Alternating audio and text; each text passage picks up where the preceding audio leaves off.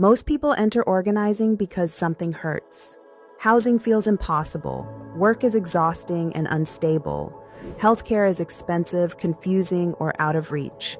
Violence, debt, and precarity stack on top of each other. When you see all of that clearly, everything feels urgent. And when everything feels urgent, everything feels equally important. That's where burnout starts. Not because people care too much, but because no one taught them how to choose. Important issues are real problems that cause harm. They deserve attention. They deserve care. They deserve solutions. But importance alone doesn't tell you where to act. When movements treat every harm as an organizing target, energy spreads thin. People try to fight on every front at once. Nothing feels finished. Nothing feels won. Effort turns into constant motion without relief. That exhaustion isn't a personal failure, it's a structural one. Systems benefit when people stay overwhelmed. Confusion keeps pressure scattered. Scattered pressure is easy to absorb. This is why so many people feel like they're always doing something but never seeing conditions actually change. Organizing doesn't start by asking, what matters most morally? It starts by asking, where can effort actually land? Learning to tell the difference between what is important and what is winnable is not about lowering your values. It's about protecting your energy so it can be used where it has a real chance to change something. That distinction is the foundation everything else is built on. When people hear the word winnable, they often assume it means small, safe, or watered down. It doesn't. Winnable means concrete. A winnable issue is one where organized pressure can force a decision that changes real conditions in people's daily lives. That requires three things every time. First, someone has the authority to decide it, not the system, not society. A person, a board, an office, or an agency that can say yes or no without asking permission from somewhere else. Second, that authority is constrained by rules, by budgets, by timelines, by legal requirements, by public accountability. Pressure only works where limits exist. Unlimited power cannot be persuaded, but constrained power can be forced to choose.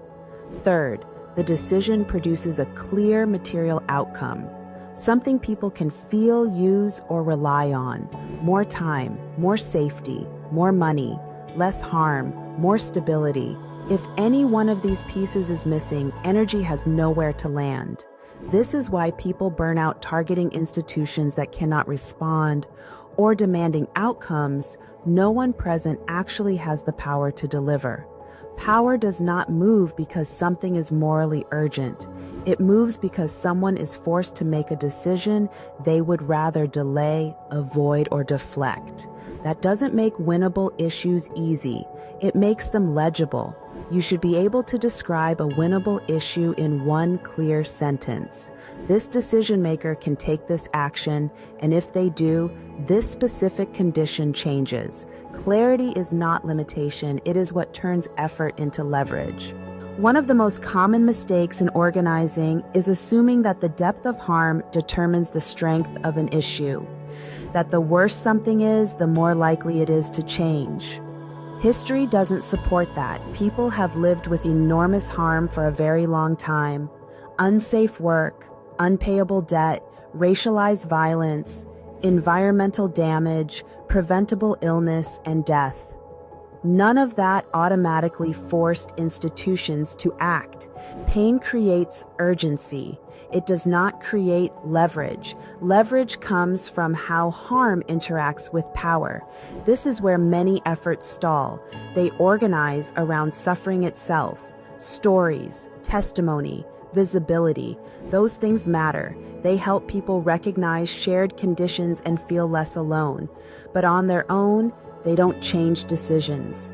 Power responds when harm becomes costly, when it interferes with normal operations, when it disrupts profit, stability, legitimacy, or control. That's why institutions can acknowledge suffering and still do nothing about it. Awareness does not threaten power. Cost does. A winnable issue takes lived harm and asks a different question. Where does this create vulnerability? Who cannot continue as usual if this goes unresolved? What breaks if this persists? Without that translation, people stay trapped, proving the problem exists to systems that already know. Organizing pain without leverage exhausts people. Organizing pressure forces response. Learning that difference is not cynical, it's protective. It's how movements stop burning themselves out trying to be seen and start positioning themselves to be unavoidable.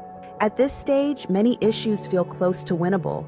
People know what's wrong, they know who's affected, they may even have a target in mind. But closeness is not clarity. A winnable issue has to survive a decision point test. That test asks 3 hard questions. Who can decide this? What exactly can they decide? And what changes if they do? If the answer relies on persuasion, awareness, or goodwill, the issue is not ready yet. Statements like, they need to listen, they should care more, or they should do the right thing describe appeals, not decisions. Appeals ask power to agree. Decisions force power to act. A clear decision point sounds different. This agency can approve this policy. This employer can change this schedule. This board can allocate this funding. This landlord can make this repair. Each one names a specific authority, a specific action, and a specific outcome. Without that clarity, people don't know what they're working toward. They don't know how to apply pressure, and they don't know when something has been won. That uncertainty drains energy fast. The decision point test protects people from that drain. If you cannot describe the decision in one sentence, pressure will scatter. If you cannot describe the outcome in concrete terms, participation will fade. A winnable issue is not defined by how strongly people feel about it. It's defined by whether pressure can land somewhere real. This test doesn't limit movements, it focuses them. It turns frustration into direction and effort into leverage. Even a clear decision point is not enough on its own. For an issue to be winnable, people have to be able to carry it, not once, not symbolically, but over time under real conditions. This is where many organizing efforts quietly break down. They choose issues that are morally compelling, politically urgent, and widely agreed upon, but not materially felt by the people expected to act again and again. People agree, they sign, they might show up once, then life intervenes, work schedules shift, childcare falls through, health flares, money runs short, energy collapses. That drop-off is often misread as apathy. It isn't. It's a relevance problem. A winnable issue has to be rooted in shared conditions, not shared opinions. People don't need to think the same way. They need to be affected in similar ways. When an issue directly touches someone's time, safety, money, housing, or stability, participation feels necessary rather than optional. Action feels protective rather than sacrificial. When relevance is weak, organizing turns into constant motivation. Reminders, urgency, guilt, burnout disguised as commitment. The participation test asks a grounding question. Who feels this problem in their body or their budget every single week?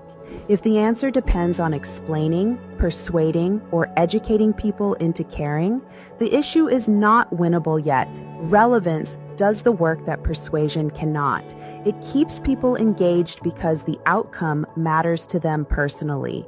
That's how pressure becomes durable instead of draining. One of the easiest ways for power to avoid action is delay, not refusal, not confrontation. Delay. Open-ended demands sound reasonable. They leave room for discussion, they feel flexible, and they give institutions exactly what they want: time. When there is no clock, power can acknowledge the problem, study it, form a committee, promise future action, and change nothing. Delay absorbs pressure without resolving it. A winnable issue has a time horizon that creates risk, not an arbitrary deadline, but a real one tied to how the institution already operates. Budgets renew, contracts expire, leases roll over, school years end, elections approach, reporting cycles close. Every system already runs on timelines. Organizing fails when it ignores them and succeeds when it aligns with them. Time-bound does not mean rushed. It means unavoidable. When a decision has to be made by a certain date, pressure stops being theoretical. Delay starts costing something: money, stability, credibility, control.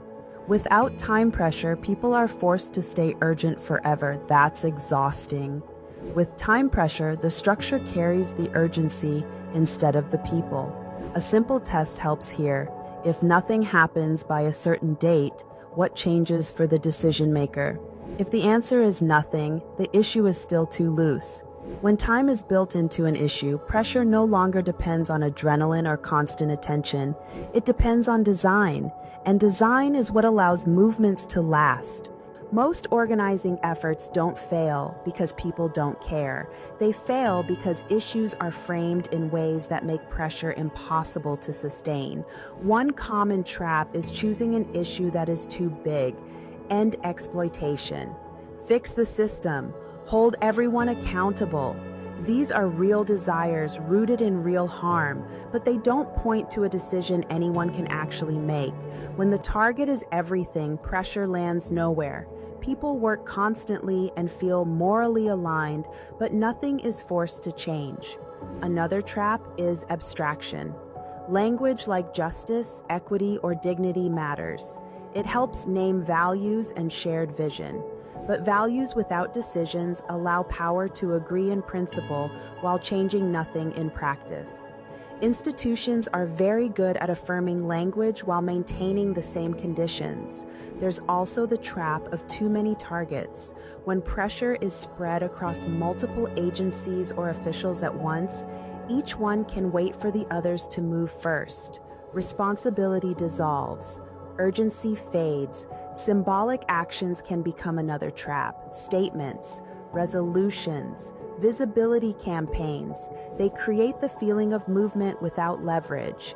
People mistake activity for progress and exhaust themselves staying busy. These traps are not failures of passion or commitment. They are failures of design. A winnable issue narrows focus on purpose. One decision, one target, one measurable change. That focus doesn't shrink the vision. It creates the conditions where change can actually begin. Many people resist narrowing issues because they're afraid of losing the bigger picture. They worry that focusing on one demand means abandoning the larger harm, that choosing something specific means accepting something insufficient. That fear is understandable, and it's misplaced. Big problems don't become solvable by being named all at once. They become solvable by being broken into parts that can actually be moved. Scaling down is not giving up, it's sequencing. Every large injustice is made up of smaller decisions: policies, budgets, rules, enforcement choices, administrative practices.